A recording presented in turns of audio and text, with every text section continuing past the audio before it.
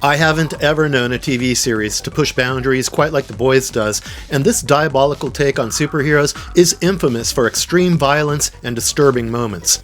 There are scenes that will make you squirm in your seats, and even into the 5th and final season, it still continues to throw up shockers that the audience isn't always ready to handle. But what if I told you that the show is only a filtered version of Garth Ennis' original comics? The graphic details and some ghastly story arcs from the comics are often ignored in the TV adaptation, and to be fair, it doesn't claim to be an accurate adaptation in any case. Take the case of Starlight, for example. If you think she has it tough in the show narrative during her early days with the Seven, you have no idea what she endures in the comic books. In this video, I'll open this Pandora's box as I unravel 6 such moments from the comics that were too dark and disturbing to fit into the TV series. Now, this isn't a list of times when the show got it wrong, but simply things that the comics did to Starlight which were either toned down or completely omitted in the series. She is! Welcome to New York! I'm Ashley Barrett, Director of Talent Relations.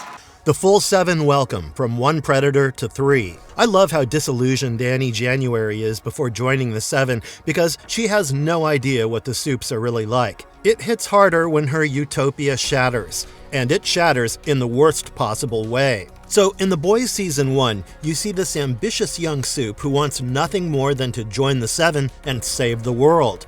She's trained and prayed for this her whole life, and finally her moment comes when she's selected to join the 7. She's overjoyed at being selected, but she soon finds out how true the saying is, never meet your heroes. When she arrives at the Tower of the 7, Deep coaxes her into pleasuring him orally. She is shocked and helpless, but he convinces her that she must go ahead with the act in order to stay on the team. He makes her believe that he is the second most important member in the group after Homelander, and she has no choice but to oblige him because she knows how much her mother wants her to be a part of the 7.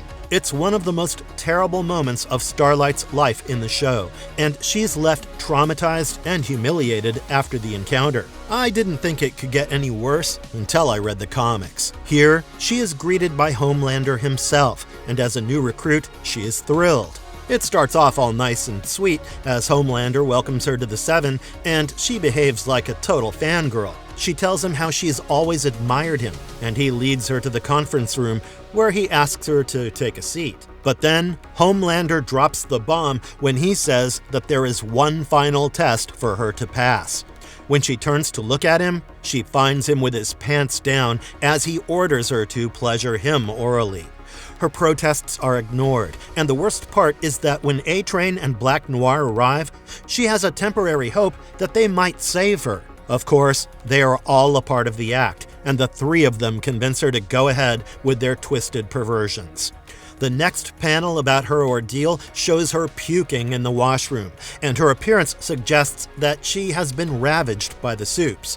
What's worse is that when Queen Maeve also walks into the washroom, she doesn't really pay any attention to Starlight and asks her to buzz off. I really understand why the show would want to keep this away because it is a bit much, and also the show version's Homelander has different fantasies altogether, where a non-lactating Starlight wouldn't fit the bill. Living punching bag. Ongoing harassment beyond a one-time thing. You can totally feel it when she shifts allegiances and joins hands with the boys against Vought and the Supes. I mean, she does get to witness the twisted nature of the 7 firsthand, and what starts with Deep doesn't end there. Well, at least she's feisty enough to take her stand after the one-time incident, and she even gets Deep in trouble as sweet revenge. But even after this, her teammates weren't exactly kind to her. While Homelander has nothing to do with her sexual abuse in the show, he still doesn't sympathize with her. There are repeated instances of Starlight being talked down to, and everyone from senior Supes to senior executives at Vought handle her with zero sensitivity. It becomes clear that she is nothing more than a product for Vought, and nobody actually cares about her among the 7. While this trend is the same in the comic books, she does get a far worse treatment, where her superiors don't even treat her as human. Firstly, she's forced to continue working with her abusers, and the ambience is so hostile that you repeatedly see her getting slut-shamed or made fun of. You see, comic book Annie January spends way more time enduring the terrible work environment, which means you see her tormented even further. The lewd comments and cruel gestures will make you hate the Seven, and I'd say that this gave her the motivation to go up against what she had always believed to be superior. In the show, she redeems herself quickly and strikes back, but the pages of the comic book can be rather unforgiving in this regard. Is the guy who shoved his dick in my face. Vought rewrites her body, forced sexualization and improvements. As if being so violated by the three prominent supes among the Seven wasn't enough, she also found herself materialized by Vought. After she goes viral and her popularity soars, the marketing representatives are convinced that she needs a more bold, brave, and feminist personality to appeal to the fans further. They even get her a skimpy new outfit, which is the polar opposite of her original modest costume. She is reluctant to put it on and go out in public, and even questions her image of a real superhero. But Madeline Stillwell makes it clear that she can't be a member of the Seven without wearing it. It's such an uncomfortable moment for her when she has to wear the outfit that symbolizes the sexualization that she faces. In the show, it only gets worse for her because she's given an outfit that is 10 times raunchier than the one you see on screen. It's more like a string bikini, and the goal is to sexualize her branding so much that it appeals to the masses. Starlight is shocked to see the outfit. And what's even more shocking is that the comic book narrative even shows the PR agents of Vought suggesting physical changes like implants and enhancing her bodily features to fit a male gaze fantasy. But she does manage to stand up to them and leaves the room while choosing to disregard the costume. While she gets a temporary setback, she's eventually able to return to her original costume design. Amazon pulls a few punches in terms of the costume because it would be a bit ridiculous to suggest that someone wear that string costume on stage. It's Annie January, and I quit.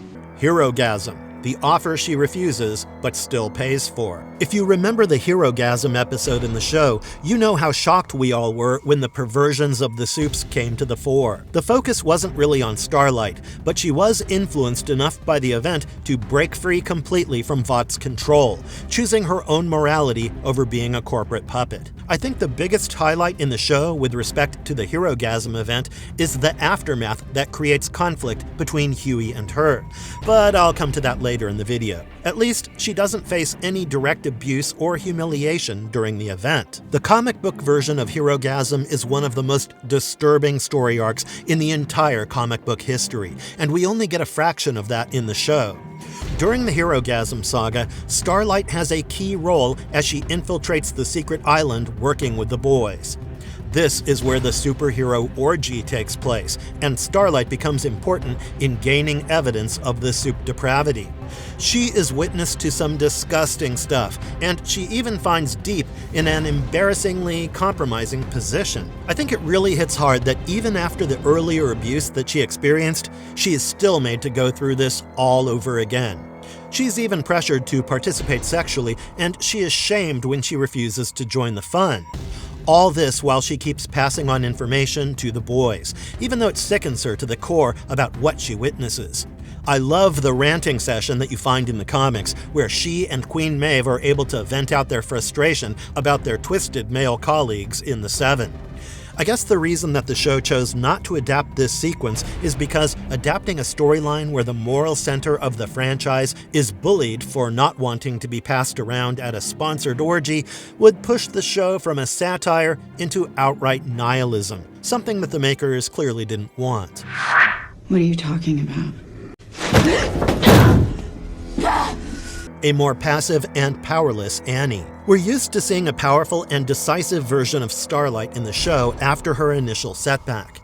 She's outspoken and makes a decision to go against her own when the time is right.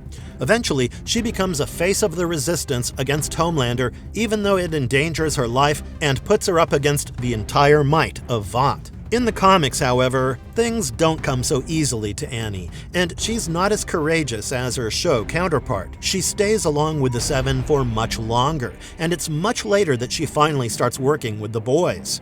During her time with Vought, we see her insulted and demanded time and time again, and it also jeopardizes her personality. She's too scared in the comics to take a step because she worries it might endanger her life against the likes of Homelander. Also, she has a hope that things might be fixed, which is almost annoying to read for me, especially when things are going to hell all around her. I guess it makes sense to give the show audience a purpose, which is why they make her personality more prominent in the series and put her alongside the boys a lot quicker. I'm sorry. I'm so fucking sorry. I shouldn't be here. It's not safe for you. Love life as fallout, Annie and Huey's messier relationship. When you look at the relationship between Huey and Annie in the show, it's not perfect, but still a hopeful romance that momentarily takes you away from the dark world. They do have their share of ups and downs, but they show this unwavering love for each other that holds them together. After all, both characters come from loss and trauma, and they find comfort in each other. It almost seems like the story wants them to be the endgame, or at least a meaningful relationship till the very end. In the comic book, they do get a happy ending, but before that, the couple has to go through hell. Their romance is way more fractured and damaged, and she carries an emotional distance that Huey can't quite deal with. Also, in the comic book narrative, Billy Butcher manipulates wee Huey by showing him a video that makes it look like Starlight is engaging in sexual acts with the members of the Seven willingly. This causes Huey to break up with her and deeply humiliate her emotionally. TV Starlight is allowed a more functional love story, and the comic books focus a lot more on her broken relationship and how others interfere to interrupt her romance. These do not mark the end of the injustice and humiliation of Starlight, and there are some other instances as well, but none of them come even close to these shocking moments.